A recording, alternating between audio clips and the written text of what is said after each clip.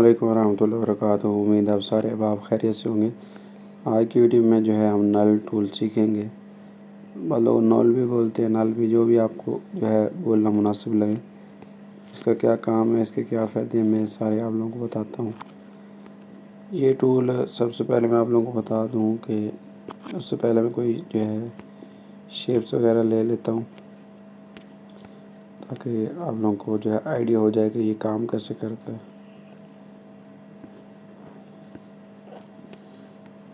यहाँ पे एक सर्कल ले लूँ, यहाँ पे ये इसी तरह इसकी एक डुप्लीकेट कॉपी लेके इसको यहाँ पे रख देता हूँ, इसको थोड़ा बड़ा कर देता हूँ। इसकी मज़ीद एक कॉपी लेके इसको यहाँ पे रख देता हूँ और इसको मज़ीद थोड़ा सा बड़ा कर देता हूँ और एक और कॉपी ले लेता हूँ और उसको यहाँ पे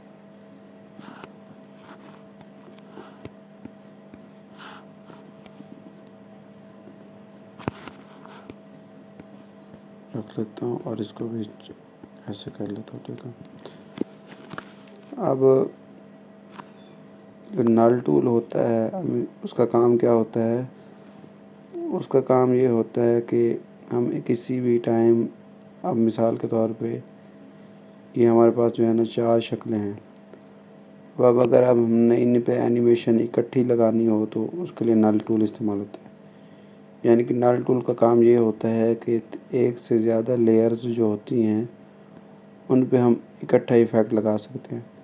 मिसाल के तौर पर मैंने इस दायरे पे कोई इफ़ेक्ट लगाना है, यानी कि क्या करूँगा, 1 सेकंड का अगर मैं चाहता हूँ कि ये छोटा हो जाए या बड़ा हो जाए, तो मैं क्या करूँगा, यहाँ पे इसको छोटा करूँगा। अब ये इस तरह भी इफ़ेक्ट सिर्फ एक पे लगा है। फिर उसके बाद दूसरा दायरा सेलेक्ट करूँगा, उसको यहाँ से यहाँ पे ले जाऊँगा, उसके ऊपर फिर एक और इफ़ेक्ट लगाना है, इसको छोटा करूँगा, इस तरह ये बड़ा करूँगा। ऐसे बारी बारी मुझे सब पे अलग-अलग इफ़ेक्ट लगाना पड़ेगा। लेकिन नल टूल का फ़ायदा ये होता है कि हम चाहें तो सब पे इकट्ठा इफ़ेक्ट भी लगा सकते हैं। नल टूल लेने के लिए सबसे पहले हमने एलिमेंट और ऑब्जेक्टिव वाला ऑप्शन इसे लेने के बाद यहाँ पे ये वाला नल टूल है। ठीक है, इसको लेने के बाद इसको हम, ये हमारे पास एक आइकन आ जाता है। ठीक है, इसको आप जहाँ पे एडजस्ट करना चाहें कर सकते हैं, उसी हिसाब से जो है इफ़ेक्ट लगा। उसके बाद आप चाहते हैं कि जिन जिन जिन लेयर्स को इकट्ठा कंट्रोल किया जाए, उन लेयर को इसके साथ कनेक्ट करते हैं। कनेक्ट करने के लिए मिसाल के तौर पर पहला दायरा है, उसको सिलेक्ट करें। उसको सिलेक्ट करने के बाद यहाँ पे जो ऑप्शन है, यहाँ से नल 1 के साथ हम कनेक्ट कर सकते हैं। ठीक है, इसी तरह फिर दूसरे दायरे को लें, उसको नल 1 से कनेक्ट करें, फिर इसको नल से, फिर ये जो छोटा दायरा है इसको भी नल से। ठीक है, अब मैंने क्या किया है, ये एक नल लेयर इन 4 जो नीचे वाली जो है ना दायरे हैं, इनको कंट्रोल कर सकती है।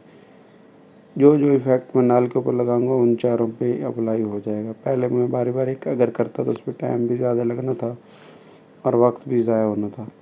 अब मैं नल को जैसे सेलेक्ट करूँगा, मेरे पास यहाँ पे मूव एंड ट्रांसफर वाला ऑप्शन आ जाता है और इफ़ेक्ट वाला ऑप्शन भी है। अब मैं जो भी इफ़ेक्ट लगाऊंगा, मिसाल के तौर पर मैं यहाँ इसको सेलेक्ट करता हूँ, इसको मैंने छोटा किया तो सारे छोटे हो गए। ठीक है, मैं यहाँ एक की फ्रेम 1 सेकंड पे लगाता हूँ, सबको बड़ा करता हूँ, ये देखो लग गया। ठीक है, अब मैं यहाँ से एक ये देख, तो एक से ज़्यादा लेयर्स को कंट्रोल करने के लिए नल टूल इस्तेमाल होता है। ठीक है, तो ये है तो सादा सी वीडियो, लेकिन उम्मीद है आपको समझ आ गई होगी। तो हम याद रखें।